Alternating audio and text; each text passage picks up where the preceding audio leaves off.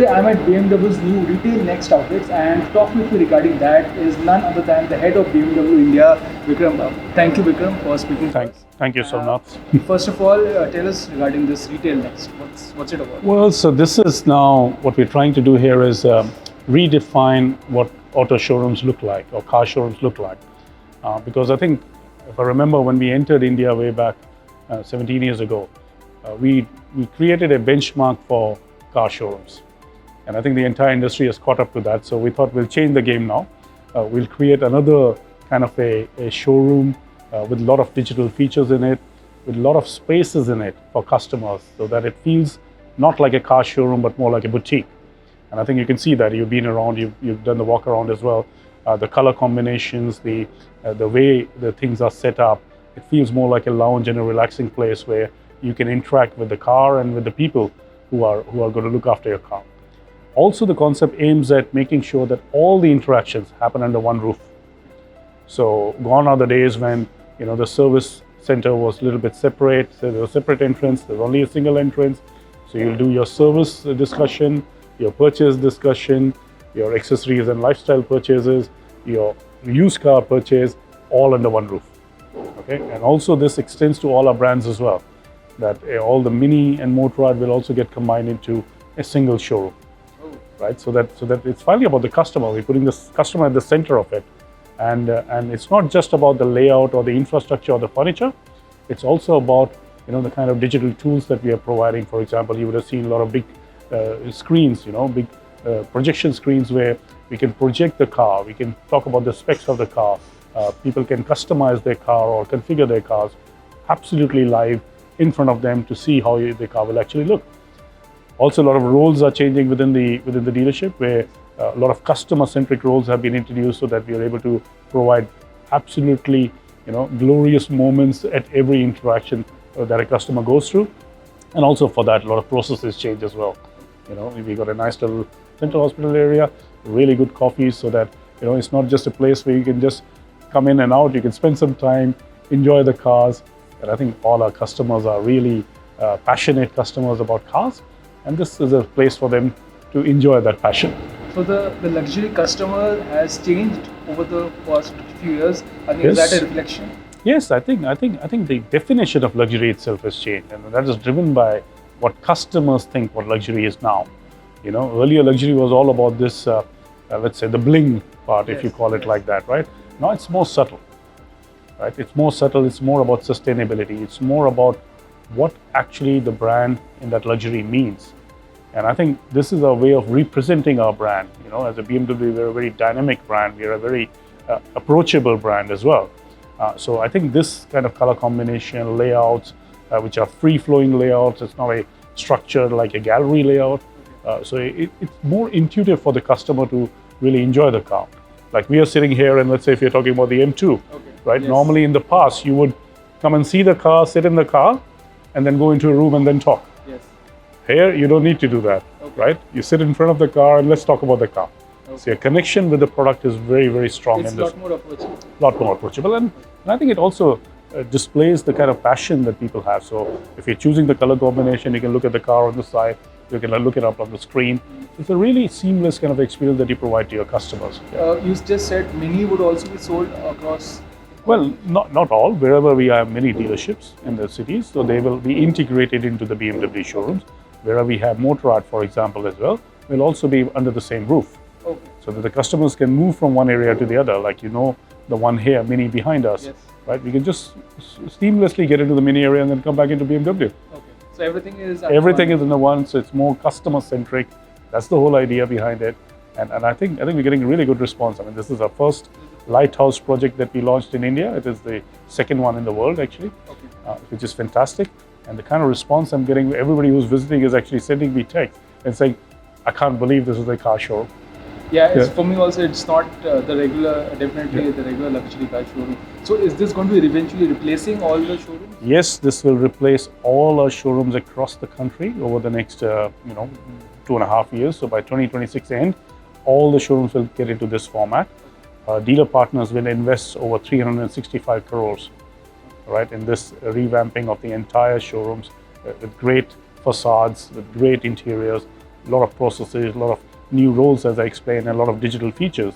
Right? So a lot of investment will go over the next 2.5 years with our dealer partners in this one. You mentioned technology.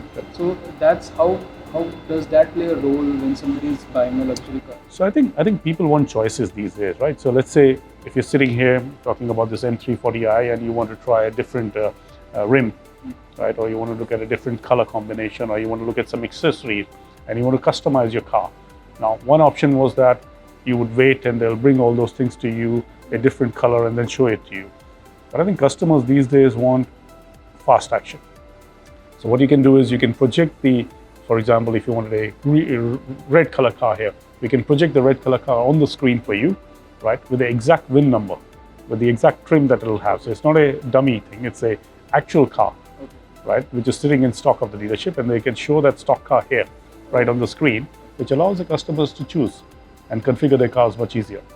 And also they can interact, look at the specs, look at various other aspects of the car, what all features are there, do some comparisons, so they can make the informed decision there. Also, one thing regarding taking the delivery of a car, because that's something which is obviously very special. Buying a car is of course one of the highlights of, I think, I assume. And how is Retail Next going to look at that? So we have a dedicated, what we call as a handover area. Okay. When we go down, you can have a look. That it's a nice little private area, so that it's your own, ceremony that you want to enjoy, right? And also, again, great places to sit around there as well, so that you can understand about the car before it gets delivered. Okay. So you're not sitting in an office being explained about the car and then come for the delivery. It all happens there in a dedicated area. Again, digital features there which explain you everything. What to do with your car. What about charging, for example, for EV? There's a charging point there to explain to you how do you charge it, and that the charge box is the same one that the customer gets. Okay. Right? So they actually go through this kind of real experience before even taking delivery of the car. And you will see the kind of lighting that is there. So it gives you that premium feeling that, this is the biggest occasion that you're buying a premium car, and actually makes you enhance that experience. One question definitely which is quite interesting is, in age of digitalization, do people still visit, still prefer visit, or they prefer, because you can order a car online also? I think cars for me is still something that you touch and feel. It's very physical experience. It is a physical experience. I mean, finally you connect with the car. Yeah. And you're not just buying a utility, right? You're buying something that you're passionate about. Of course, the digitalization happens in terms of research, in terms of understanding about what do you want, right? And doing all those things before. But finally, the real moment of truth lies when they come into the showroom, right? And actually interact with the car, interact with the people, and then make a decision about purchase and get the delivery.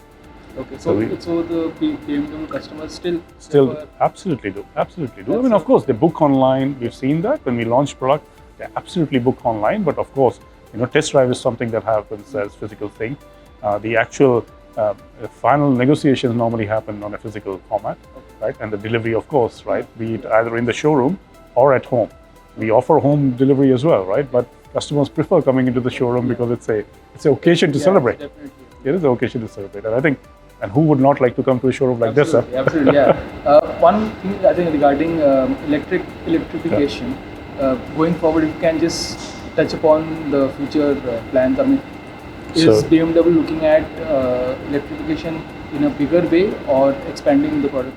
Yes, absolutely. I think when we started the electric journey, what was that, two years ago or so, we made a claim that we will continue to provide the widest range or options to our customers in India, right? And not only in premium space, in the industry we said that. And today also that claim is absolutely true. I don't think any other manufacturer has got 6 distinct products in four-wheelers that a customer can choose from. And I think that's reflective in our figures being leaders back to back, year on year. And again, this year, 3rd year in a row, we're going to be leaders with the electric mobility. We will continue that momentum. We have a clear target to increase the penetration of electric vehicles in India, because what we have seen as a feedback from customer, electric mobility is actually more suitable in India than anywhere else in the world. Okay. Because of our usage conditions, right? We don't use for too long distances, right? At least in the premium space, I can guarantee and tell you that most of our customers have got a parking spot. Yeah. Okay, we provide a free wall box charger to them, so they're not reliant on any kind of public charging infrastructure. And this is actually now being proven with all the data we have. of the usage of the 2000 EVs that we have sold in India till now. What we are seeing is that people are using it same way as their combustion engines. So the number of kilometers they do on a yearly basis is absolutely replica of the combustion engine. So it's not that they're using the EVs lesser, right? They're charging once a week. And at the moment? At their home or their office, wherever we provide the charger. And honestly, at the moment, they don't even need to charge. What we see is that they don't need to even charge once in a week, but I think it's more a learning curve there that they feel that even if it's at 60%, 70%, they put it on charge and top it up to 100%. Okay, although honestly, you don't need to technically, but that shows that people are comfortable in just plugging into a charge overnight or early morning. Takes on an average 5 hours to charge. So while you're working or while you're sleeping, your car is fully charged up.